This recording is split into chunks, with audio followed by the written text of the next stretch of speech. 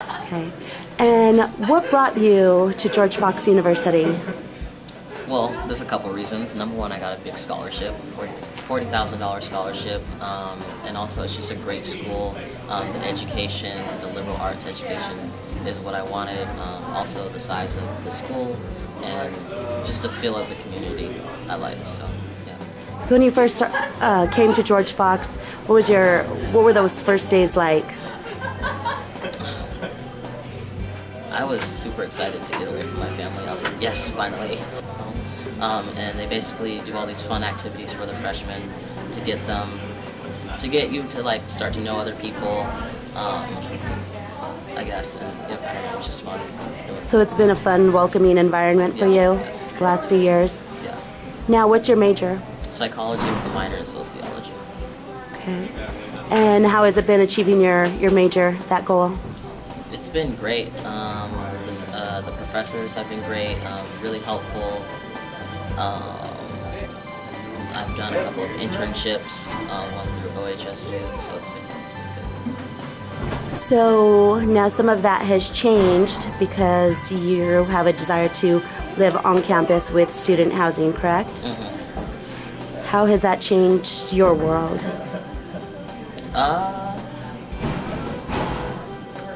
I mean, coming into George Fox, I had no intent on transitioning. I wasn't necessarily ready to do it myself, as well as I didn't want to transition at such a conservative school. But then freshman year, I kind of started to get depressed, and I was like, this needs to happen. So my first thought was I need to transfer schools. After thinking about that, I decided that wasn't an option to transfer schools. For several reasons, I didn't think coming in as a sophomore into another college would be good because people have already established their friend groups. And I like George Fox, and I didn't want to leave the community that I had come to know and the friends that I had met.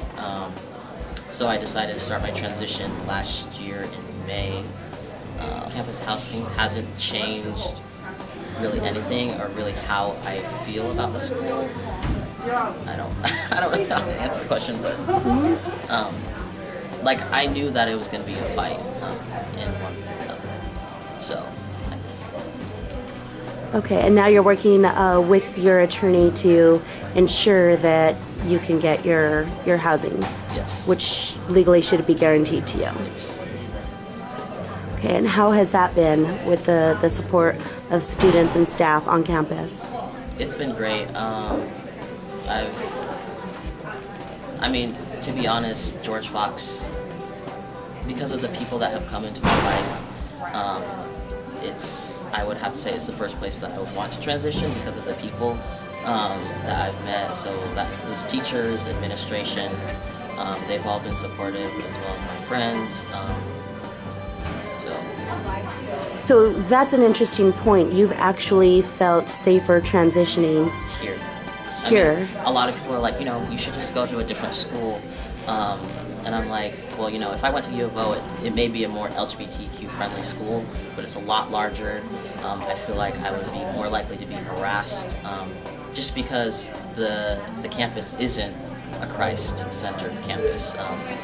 People here may be conservative, but I've met a lot of people who don't necessarily agree with what I'm doing, but they're able to open their hearts and be loving and kind people, and even sign my petition, even though they don't support my choice necessarily, but they love me as a person, and I think that's the value here at George Fox. Talk about your petition. I was denied on-campus housing by President Baker. So basically, my mom and my lawyer wrote it together. And it's basically just to get public support and show the school that, it's time to change, I guess. So your family's behind you. Yes. Staff is behind you at George Fox. Mostly. Student support is behind you at George Fox. How has your academic career been here at George Fox? It's mostly been good. I was on the dean's list freshman year, but there's been some struggles. A lot of trans people deal with dysphoria, body dysphoria, which is this deep unhappiness, hate for the body that you're living in because it doesn't match your mind. And that's been a struggle. Okay. Now this Sunday, can you explain what's happening this Sunday? So this Sunday, there's going to be a rally at 1:30 in the afternoon. I think my pastor, my mom will be there, a few people from my church probably. My pastor is going to probably speak, say a prayer. And then I think we're going to do a symbolic walk to George Fox and deliver the petitions to President Baker. I guess I'm kind of confused by that part though. How many people have signed your petition? As of right now, it's about 5,300, I think. What I would really like to hear from you is speaking to LGBTQ youth, particularly trans youth of color, who are watching your case unfold, who oftentimes find themselves at different levels of depression and situations, going through these situations. You're going through it very publicly, so finding yourself as a role model. What would you say to those youth who are in that struggle right now? I would say never feel pressured or never rush yourself in terms of your transition or coming out. Do it on your own terms and when you're ready.